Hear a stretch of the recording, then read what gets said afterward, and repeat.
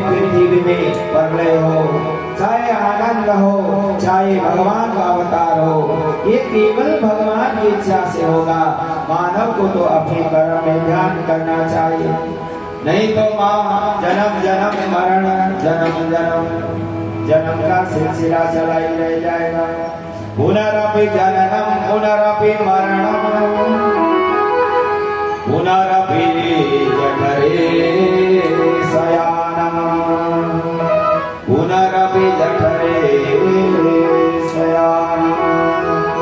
माँ, जिसने इस प्रकार अपने जीवन को यापन किया है वह कभी भी नरक की यातना नहीं भोगेगा, भगवत धाम का अधिकारी हो जाएगा। श्री कपिल मुनि कहते हैं, माँ चाहे कितना भी पापी हो, चाहे कितना धर्मी हो, चाहे कितना बड़ा चंडाल हो, यदि जीवन में उसने भगवान नाम जपा है जाते समय, और जब तक यहाँ रहा तब तक तो उसका कल्याण अवश्य में होगा। अहो वतस्य तो यद जिह्वावे वर्तते नामतुल्यम् देवोस्तव सुहेन ससुरार्या ब्रह्मानुचार्य गृह्णन्ति ये। माँ नियुक्ति करते प्रभु, आपकी नाम की महिमा आपकी शरीर है, आपके संत महात्मा ऋषि मुनि की शरणागति जब तक न मिले जीवन कभी कल्याण नहीं हो सकता। इसीलिए कहते हैं कपिल मुनि, सेवं न वदन्ति विना यदर्पणम् तस्मै सुभद्रसे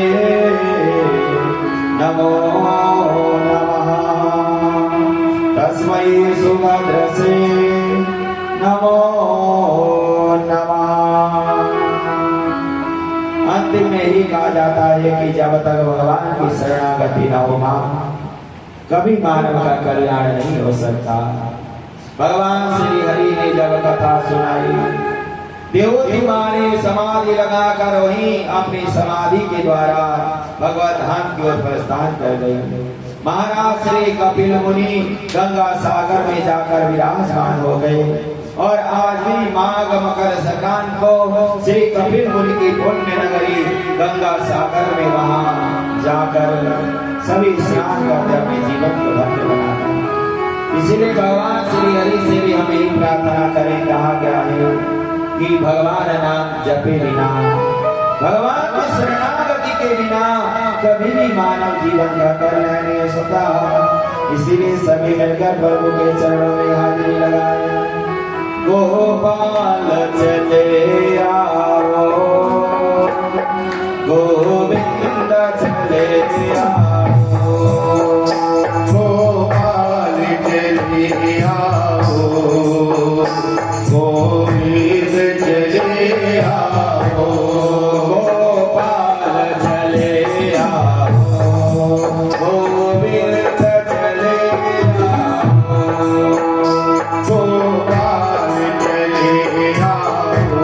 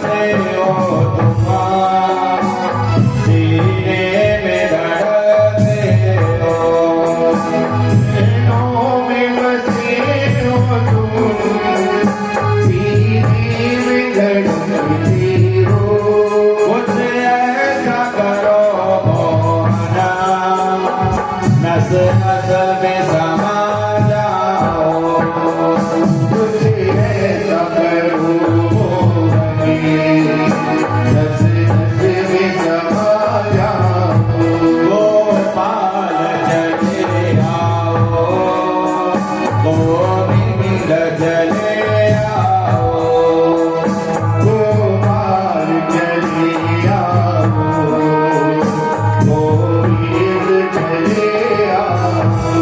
हे मुरलीधर माधव आनंद चले आओ, हे मुरलीधर माधव आनंद चले आओ। श्री राधे। सभी मीठी मीठी तालियों से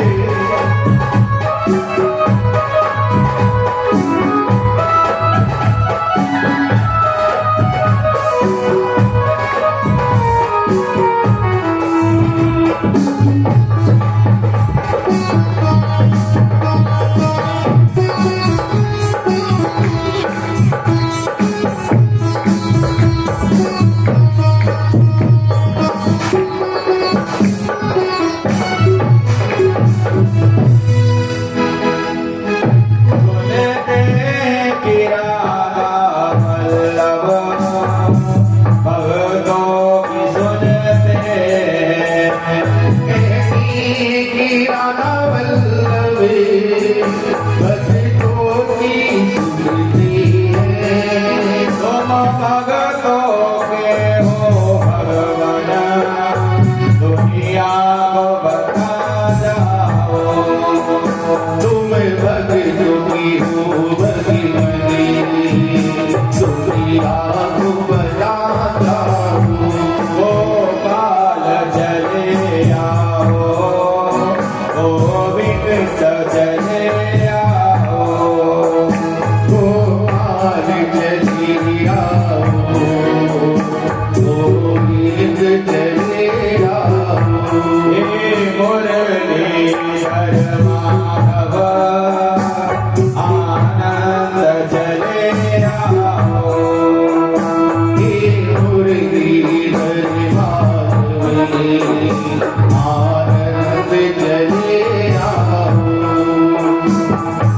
श्री राधे। विदाई लो। हरि बोल।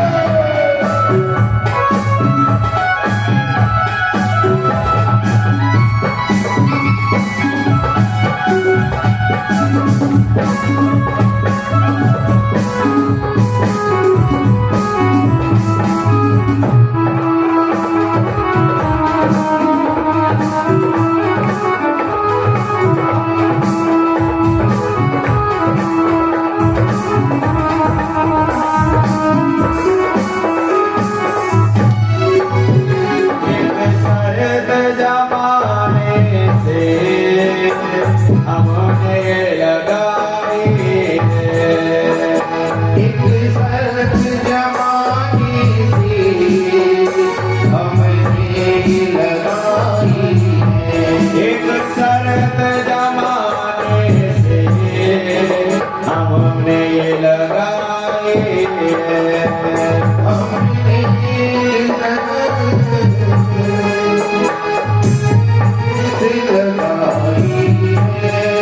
कण कण में बसे हो तुम, दुनिया को दिखा जाओ, कण कण में बसे हो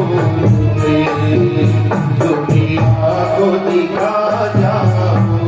कण कण में बसे हो तुम, दुनिया को दिखा जाओ, कण कण में बसे हो दुनिया को दिखा जाओ। गोपाल चले आओ, गोविंद चले आओ, गोपाल चले आओ, गोविंद चले आओ। हे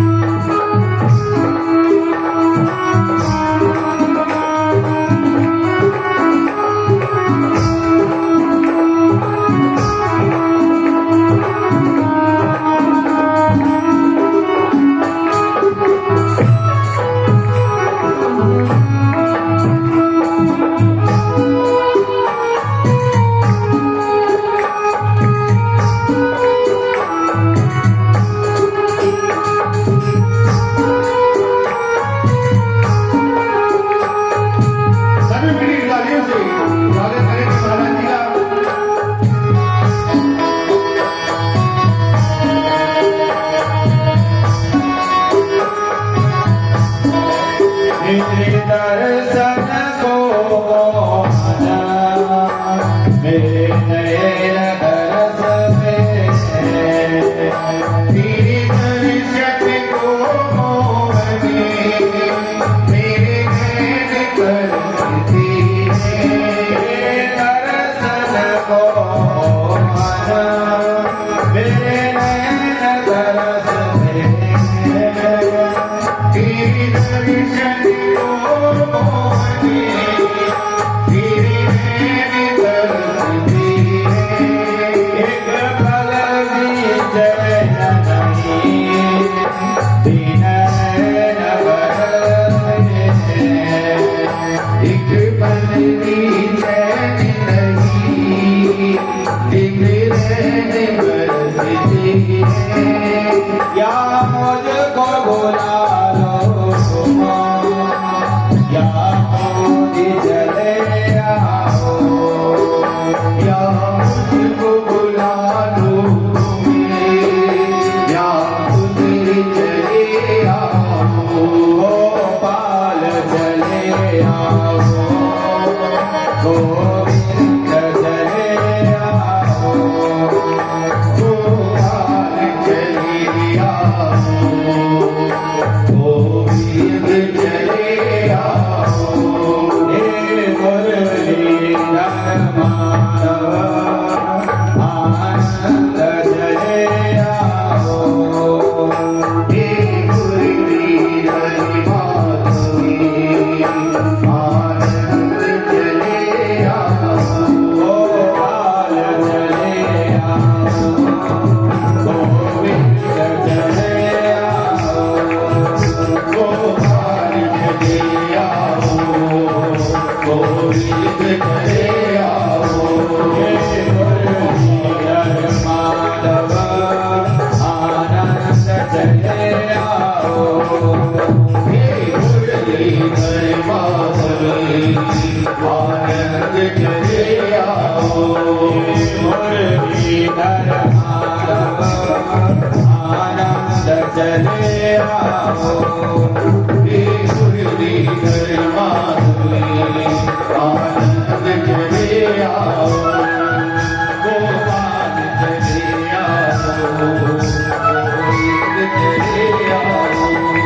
गोपाल चले आओ गोविंद चले आओ। गोपाल चले आओ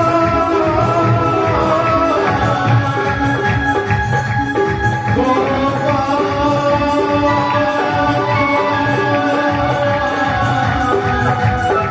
चले आओ।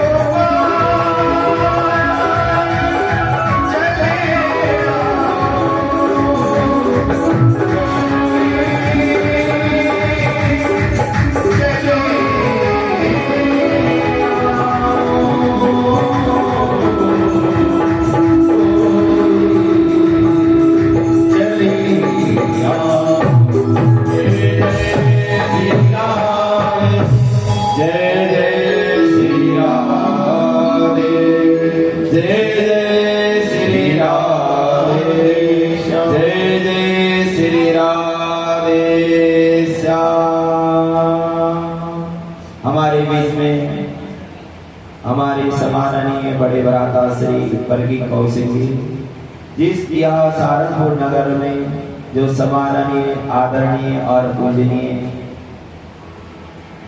आए हैं और कहा जाता है कि किसी जहाँ भगवान की कथा हो वहाँ साधु संत महात्मा ब्राह्मण का आगमन संपूर्ण जितने भी प्राणी और जितने भी भक्त जन के लिए मंगलमय और प्रभु की कृपा प्रभु की आशीर्वाद प्राप्त होती है। ऐसे श्री आचार्य जी के चरणों में नमन प्रणाम और हमारे माता प्रसाद पांडे जी का राजीव कुमार गोयल जी का अभी तो आपको बैठे रहना है।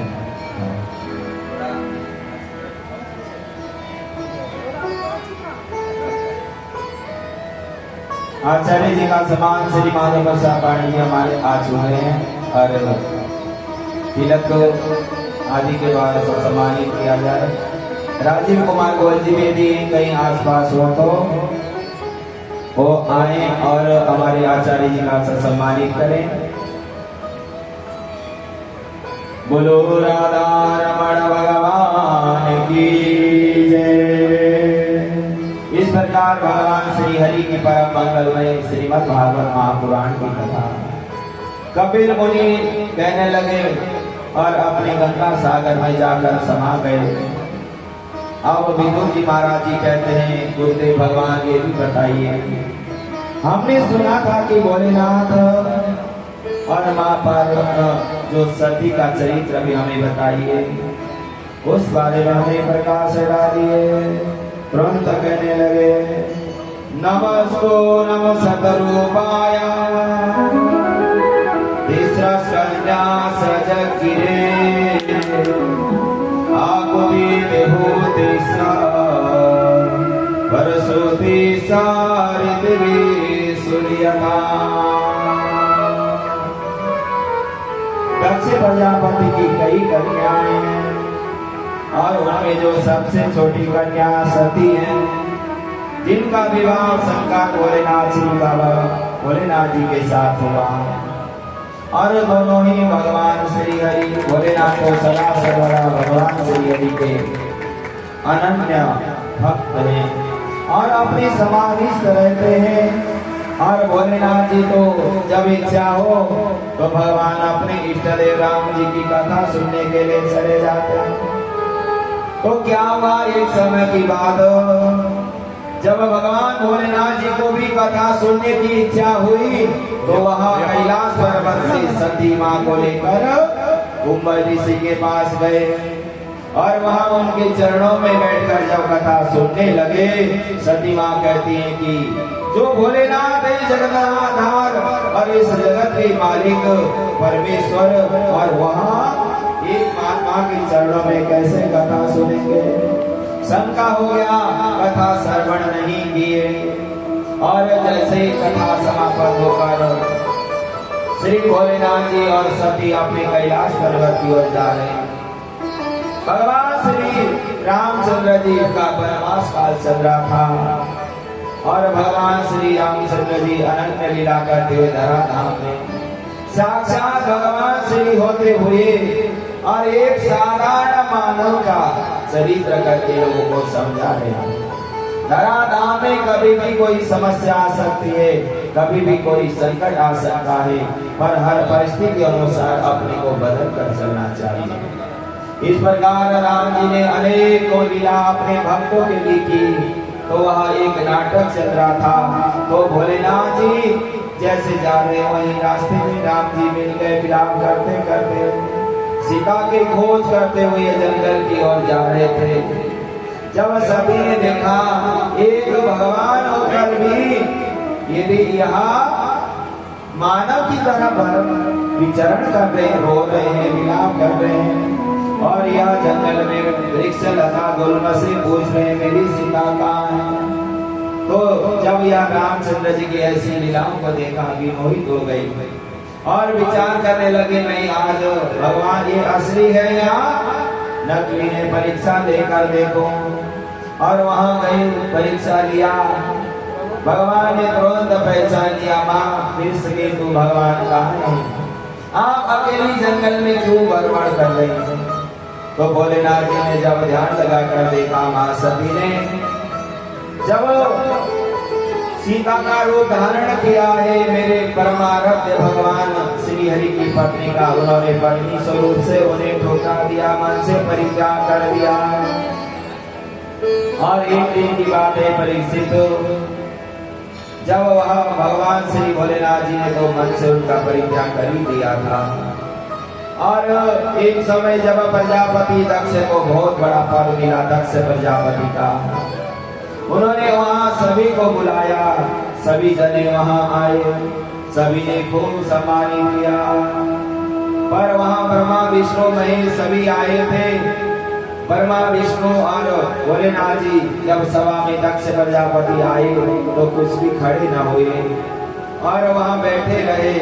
तो तुरंत वह दक्ष प्रजापति ने मन में विचार किया, ये ब्रह्मा विष्णु तो मेरे आदरणीय पूजनीय है, और मेरा ये दामाद भोलेनाथ मेरे को देखकर खड़ा नहीं हुआ, तो दक्ष प्रजापति को क्रोध आया। दक्ष प्रजापति ने खूब सारी गालियां भोलेनाथ को सुना दी। सूर्यकांबर वर्षयो में सदेवा सहनया साधुना पूर्वतो वेदमा न ज्ञानमात्रं च मत्सरा। तुरंत कहने लगे दक्ष प्रजापति, यहाँ सभा में अशुभ और अपवित्र आत्माओं का आगमन नहीं होना चाहिए। यह शिष्ट और सत्संजनों का सभा है।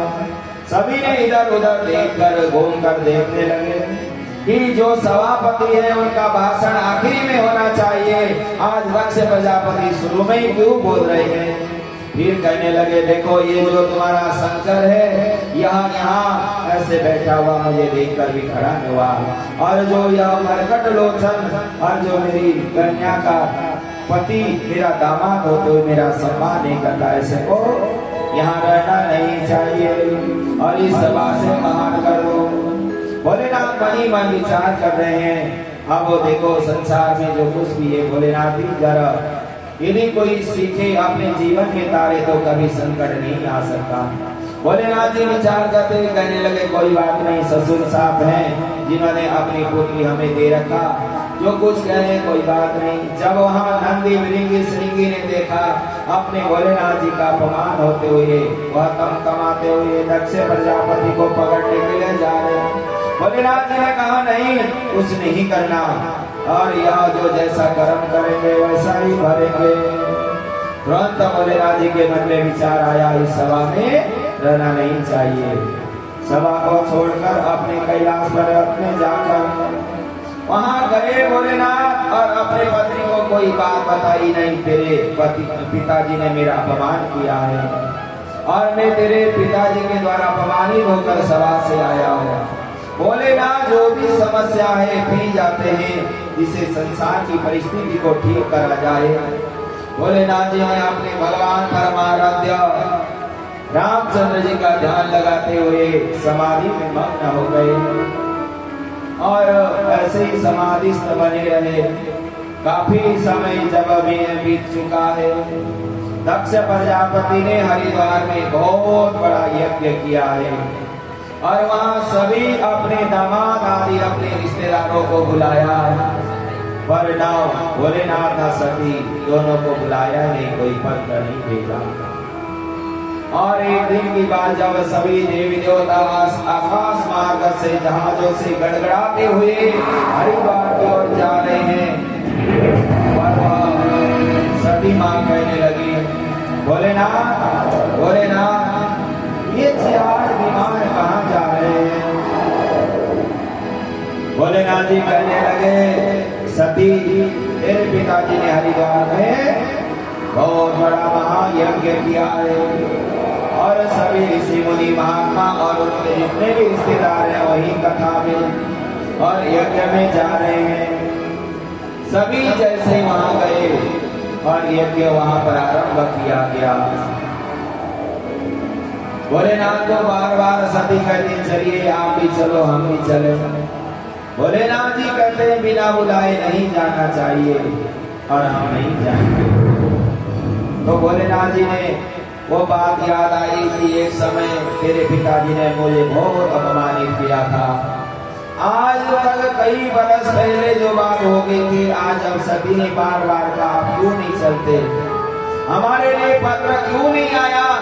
तो सती माँ कहती है, तो भोलेनाथ कहने लगे कि एक समय ऐसा था, हमारे पिताजी ने हमारा खूब अपमानित किया था, इसी कारण से वहां हमें कोई पत्र नहीं भेजा होगा। इसीलिए कहते हैं कि जहाँ सम्मान न हो, जहाँ प्रतिष्ठा न हो, जहाँ लोग न बुलाएं, बिल्कुल नहीं जाना चाहिए। कोई यज्ञ अनुष्ठान करा रहा है और सब रिश्तेदारों को काट दिया है, वहाँ बिल्कुल भी नहीं जाना चाहिए। पर जहाँ भगवान श्री हरि की कथा हो रही है, जहाँ भगवान का गुणगान हो रहा है, वहाँ बिना बुलाए भी जा सकते हैं, पर जहाँ खाने की या रहने के लिए स्पेशल बिना बुलाए कभी भी नहीं जाना चाहिए। तुरंत भोलेनाथ कहने लगे कि उसी कारण से वह आधा में कोई पत्र नहीं मिला। इसीलिए तुलसीदास जी महाराज जी कहते हैं कि जहाँ भगवान का अपमान होता है वहाँ बिल्कुल नहीं रहना चाहिए, और जहाँ भगवान श्री भोलेनाथ जी का अपमान हुआ सभी लोग वहां से चले गए।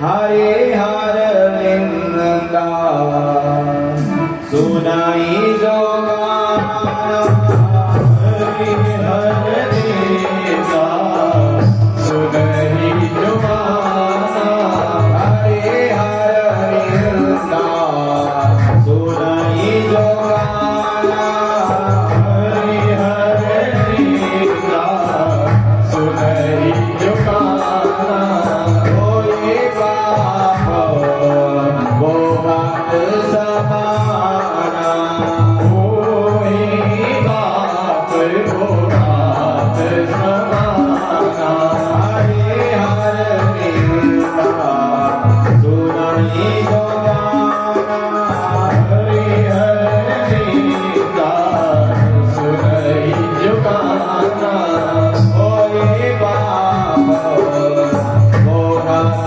समाना, ओ हरि पाप वो बात समाना, कोई पाप वो बात समाना। कहा जाता है कि जहाँ भगवान का अपमान होता है, भगवान की निंदा होती है, यदि हम उस स्थान में बने रहेंगे इतना बड़ा पाप लगता है जैसे हमने गौ माता को मारा है। इसीलिए हम यदि भगवान के जो अपमान करता है हो सके तो उसे दंड दे, नहीं दे सके तो स्थान का परित्याग कर चला जाना चाहिए। इसीलिए जहाँ भगवान श्री हरि की कथा सुनाते हुए सुखदेव जी कहते परीक्षित, भोलेनाथ जी कहने लगे तभी से यह तुम्हारे पिताजी ने हमारा अपमान करके हमें नहीं बुलाया। इसीलिए जब यह मन में खटास आ जाती है, जब गांठ पड़ जाती है, चाहे दोबारा कितना भी जोड़ लो जुड़ नहीं सकते। रहे मन दादा प्रेम का मत तोड़ो चटकाए, टूट से फिर न जुड़े तो गांठ पड़ जाए। रही मन धागा प्रेम का मत तोड़ो चटकाए, टूट से फिर न जुड़े जुड़े तो गांठ पड़ जाए। भोलेनाथ जी कहते हैं कि सती वहां जाना नहीं चाहिए, जहाँ अपमान हो, जहाँ बिना बुलाए। तुरंत भोलेनाथ जी मनी मन विचार करने लगे अब क्या किया जाए। भोलेनाथ जी ने पूरा कहा आवत ये हर से नहीं नैन ये सने, तुलसी कहाँ न जाए जाए कंचन वर से, आवत ही हर से नहीं नैन सने, तुलसी कहाँ न जाए जाए कंचन वर से। चाहे सोना मिल रहा हो, चाहे चांदी बन रहा हो, चाहे कुश्ती मिल रहा हो, जहाँ हमारे जाने से लोग हर्षित न हो उस स्थान में नहीं जाना चाहिए। तुम्हारे को वहाँ बिल्कुल भी नहीं जाना चाहिए। वहाँ तुम्हारा यदि अपमान हो जाएगा तो वहाँ प्राण कहीं विसर्जित न कर देना। भोलेनाथ जी सब जानते हैं, सब पता है भोलेनाथ जी को क्या होने वाला है। बार बार भोलेनाथ जी समझा रहे हैं मत जाओ मत जाओ मत जाओ, पर वह मानती ही नहीं।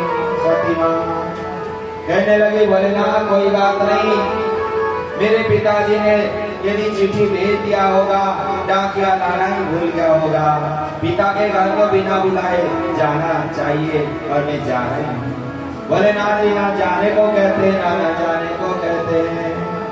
भोलेनाथ जी मन ही मन विचार कर रहे हैं कि जो मेरे प्रभु करेंगे, जो विधाता ने लिखा है और जो होने वाला है और जो होगा सो ही होगा।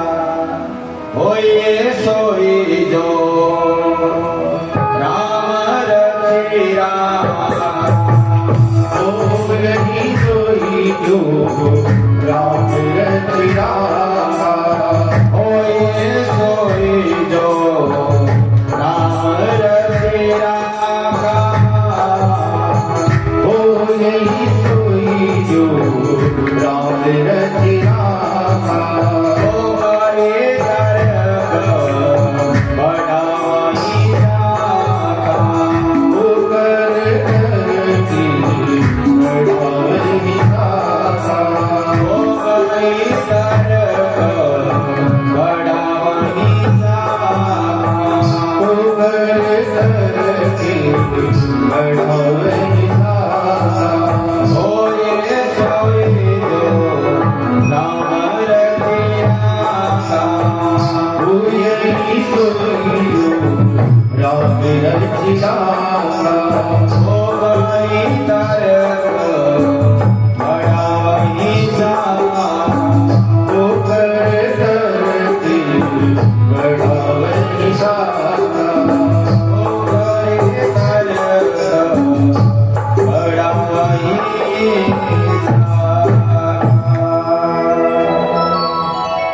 श्री भोलेनाथ जी कहते हैं, हे प्रभु जो आपकी इच्छा है और जो होना है सो ही होएगा।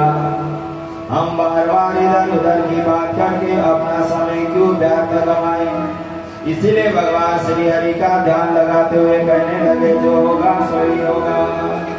जाना चाहे जाओ, नहीं जाना चाहे नहीं जाओ। माँ सती वहां गई और भगवान श्री हरि ने अपने गण भी साथ भेज दिए, जाओ देखो क्या होगा। और जैसे ही वहां मां सती जाकर यज्ञ मंडप में चारों तरफ देखने लगी, मेरे भोलेनाथ जी के बिना, जहां भोलेनाथ के स्थान के बिना कोई यज्ञ नहीं हो सकता, उस यज्ञ में भोलेनाथ जी के लिए कोई जगह भी नहीं है, ना भोलेनाथ का वहां स्थापना किया है। चारों तरफ जब मंडप पे देखकर यज्ञ मंडप में मां को बड़ा कष्ट हुआ। सभी बहनें हंसने लगी, कोई इधर कोई उधर, सभी को पता है इनके साथ कुछ हुआ है। और जैसे ही किसी ने तरीके से बात भी नहीं कही, केवल माँ ने पूछा बेटी से, बेटी सब ठीक है? और माँ ने ही पूछा कि भोलेनाथ जी नहीं आए, अन्य किसी ने नहीं पूछा, कोई तरीके से नहीं मिला। और वहां मन में सोचने लगी क्या षड्यंत्र किया गया हमारे ऊपर। सादर भले ही मिली एक माता, भगिनी मिली बहुत मुस्काता।